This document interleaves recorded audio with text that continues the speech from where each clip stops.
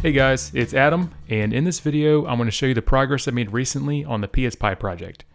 And that includes diagnosing a really annoying bug where the board wouldn't stay powered off. For those who are new, this is a board that replaces the original motherboard in a PSP 1000 and lets you use a Raspberry Pi as its brains.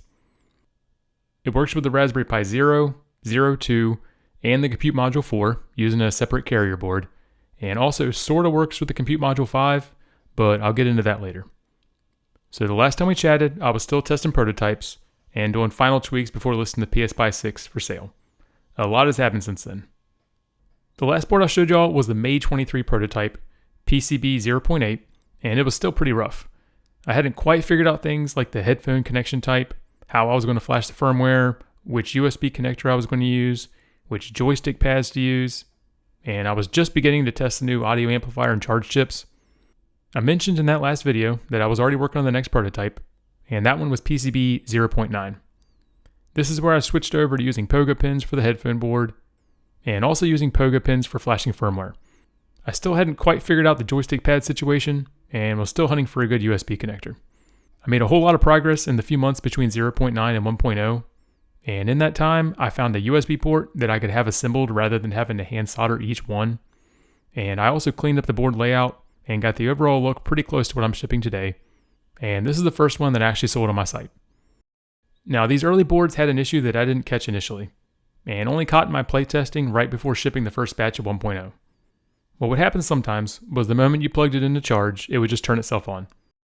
I tracked down the cause, and it was happening because for a brief moment when the charger is first connected, the voltage on the gate pin on the MOSFET was a little bit lower than the source pin, and that caused power to reach the Raspberry Pi and start the board.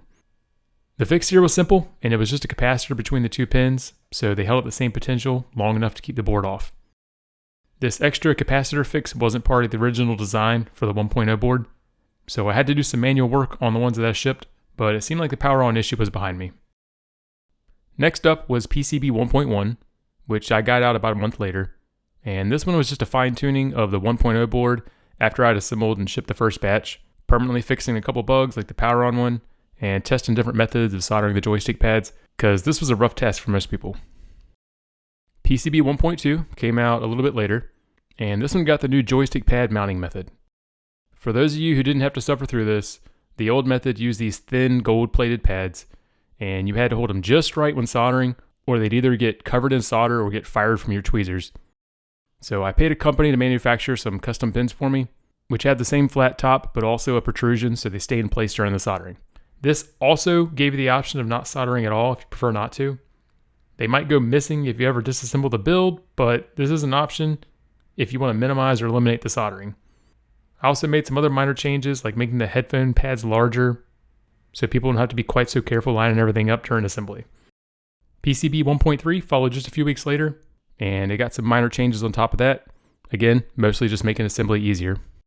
Right around this time, I got the first report of a new power on issue.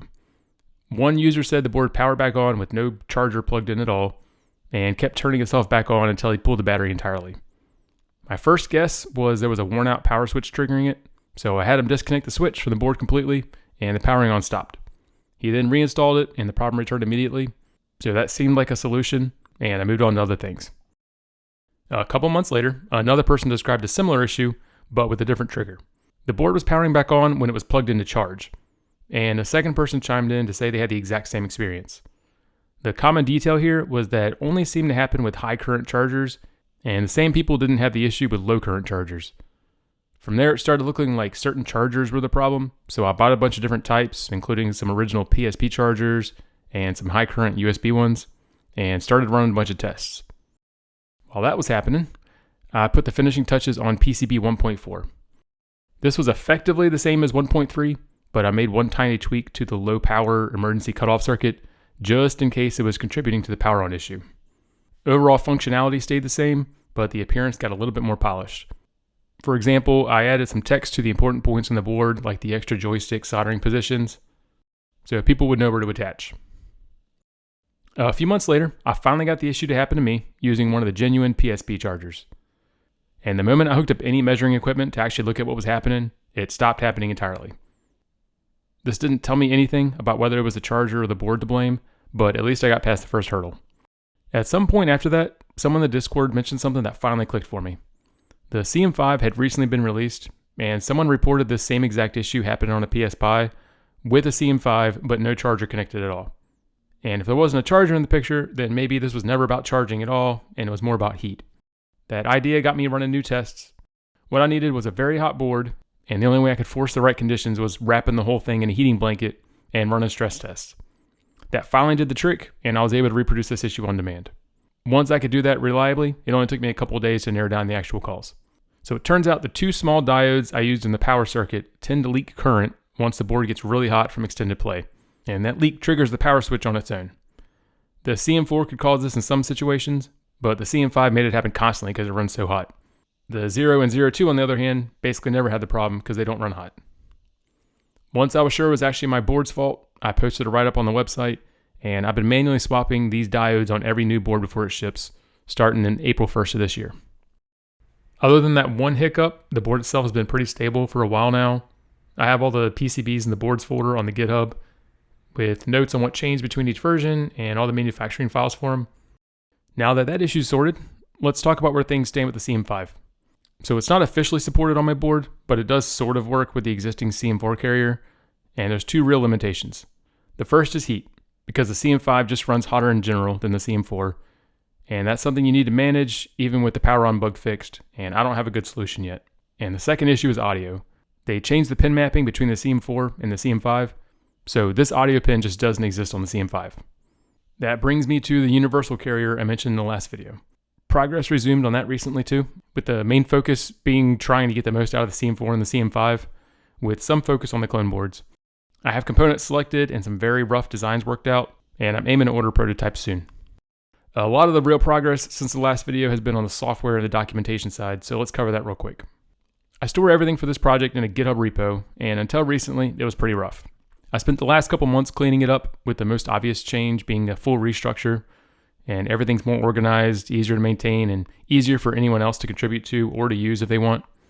The operating system images are now built directly through GitHub Actions instead of me putting them together by hand, and you can view this script to see exactly what's being downloaded, compiled, and modified for each image, so there's no trust me bro required. Everything is built right here in GitHub and hosted here. If I fix something in a driver, I just press a button and new images come out the other end. Corey Manson, Koza in the Discord, laid the groundwork for all that, and it makes the iterating way faster. Right now, I only have a couple images building this way, but that'll grow. And my old images are still up on the Proton drive in the meantime, if you want something like Ubuntu or Kali, and Corey's got his own hosted too. Drivers are also downloadable individually if you just want the binaries, in case you want to make your own images from scratch. On the code side, the gamepad driver now auto-detects across most operating systems and emulators with no configuration needed, because most operating systems think it's a popular PS3 controller. The left switch controls Wi-Fi the same way it did on the original PSP, and I rewrote the battery percentage code using some real discharge data, so it's a lot more accurate at low charge and it doesn't jump around under high power draw. Another part of the restructure was finally moving off the old video driver in favor of the modern KMS one that Raspberry Pi now uses. I'd actually been putting this off for a while because my on-screen display relies on it, and there's no replacement under this new one.